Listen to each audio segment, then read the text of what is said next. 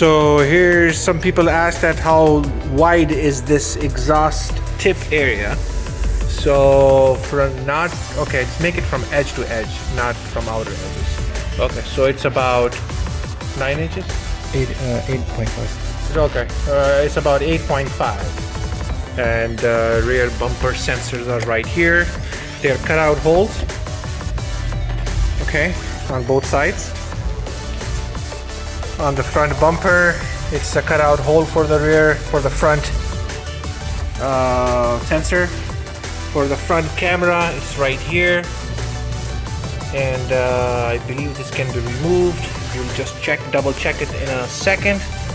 And another cutout hole for the front sensor is right here. Okay, this is the rear side of the front bumper.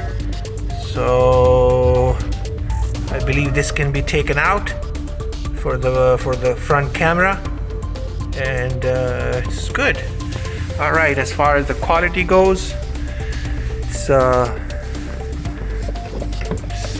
nice, good quality plastic, not too thick, not too thin, good finish overall, and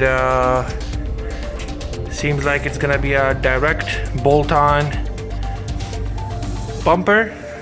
The front camera cover has been removed. So anybody who has a front camera, they can use this cutout hole, and anybody who doesn't want to use, who doesn't have a camera, this cover, it can be put back. It has a double-sided tape right now, so just put some more double-sided tape on it and just seal it, paint it or whatever.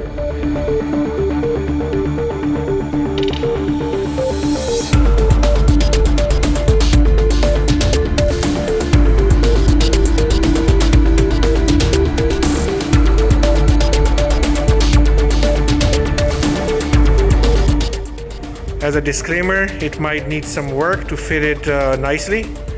The bumper is primered. It's more like a light grayish color. Of course, it needs to be repainted. All the ones we have is this color.